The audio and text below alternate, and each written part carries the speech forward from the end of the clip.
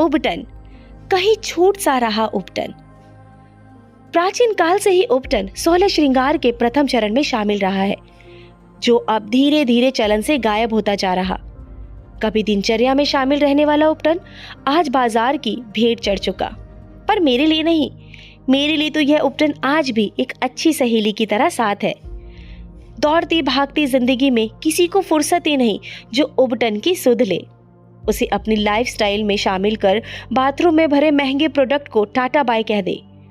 पर हमारे आंखों पर तो विदेशी व महंगे संसाधनों का मोटा पर्दा पड़ा है, जिसे हटाकर हम अपनी चीजों की तरफ देखना ही नहीं चाहते। कभी कभी शक होता है कि कहीं हम भारत में रहने वाले विदेशी तो नहीं क्योंकि भारतीय उपटन को भूल ही नहीं सकता। यदा कदा दिखने वाला उपटन हर भारतीय विवाह में दिखाई दे जाता। उसे देखते ही मेरी आंखें चमक उठती, जैसे विदेश में कोई अपना मिल गया हो, और नजर बचा के थोड़ी हल्दी में अपने गालों पर मल लेती। उपटन, जिसे आंचलिक भाषा में अपटन, उपटन भी कहते हैं। हमारे यहाँ शादी तय होते ही वर व वधू दोनों को नियमित रूप से लगाया जाता, ताकि शादी के वक्त तक रूप निखर कर आए। पीले सरसों को भूनकर उसमें हल्दी व सरसों तेल मिलाकर दुल्हन का विशेष उपटन तैयार किया जाता है। रोज 5 सुहागिनें दोपहर के वक्त दुल्हन के घर आती और ढोलक के थाप संग उपटन का गीत गाते हुए होने वाली दुल्हन को उपटन लगाती। पूरा माहौल हंसी ठिठोली में बदल जाया करता। ऐसा भी माना जाता है कि अगर किसी की शादी नहीं हो रही हो तो वह दूल्हा या दुल्हन के उपटन से उपटन चुरा कर लगा ले तो उसकी शादी जल्द हो जाएगी। दुल्हन का असली रूप तो इसी उपटन से निखरता है, ऐसा अम्मा कहती है। अम्मा की वजह से ही आज तक हमारा सबसे विश्वास पात्र मित्र उपटन ही रहा है। अम्मा भी गजब करती थी। अरे वो दिन के हिसाब से उपटन तैयार करती थी, जैसे मंगलवार को मसूर दाल तो बृहस्पतिवार को हल्दी और किसी दिन सरसों का उपटन। मतलब दिन व मौसम के हिसाब से तैयार होता था हमारा उपटन। शायद उन उपटनों का असर ही था जो हम बहनों ने मुहासे के दर्द को कभी नहीं झेला।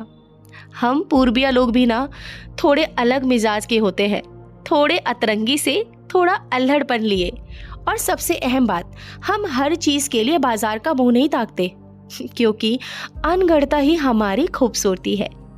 हम जो भी हैं, जैसे भी हैं, हमें वैसे ही रहने में सुख मिलता है। फिर चाहे बात रूप व सौंदर्य की ही क्यों ना हो, उसे भी हम अपने चूल्हे चौके से खोज निकालते। अब इसे उपटन की लत कहें या विश्वास की, आज भी चेहरे पर साबुन वाला हाथ नहीं लगता। रूप चौदस के बारे में तो सभी जानते हैं, पर हमारे बिहार में होली से एक दिन पूर्व घर के सभी सदस्य उपटन लगाते व उपटन से निकले मैल को एक जगह इकट्ठा कर होलिका की अग्नि में अर्पण कराते। ऐसा माना जाता है कि शरीर के सारे रोग होलिका की अग्नि में जलकर समाप्त हो जाएगा।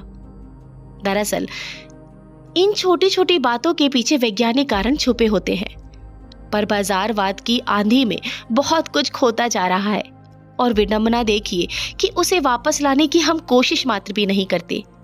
कितने मूर्ख हैं ना हम।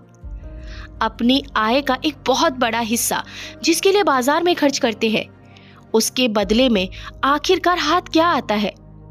कभी फुर्सत मिले तो सोचिएगा जरूर। सुंदरता के झूठे सपने दिखाकर बड़ी बड़ी कंपनी आज भारत में अपना पैर पसाकर पैसे भी खूब कमा रही, जबकि हमारी रसोई में ही खूबसूरती निखारने के सारे प्रबंध है। कभी जानते हुए तो कभी अनजाने में अपनी दादी नानी की पोटली को अनदेखा कर हम बाजार से खरीद लाते हैं केमिकल वाले सौंदर्य प्रसाधन, और बजाय सुंदर होने के हम युवावस्था में ही बूढ़े नजर आते हैं। आसानी से घर में उपलब्ध असरकारी उपटन के महत्व को आखिरकार हम कभी समझेंगे भी कि नहीं? एक सवाल छोड़कर जा रही हूं।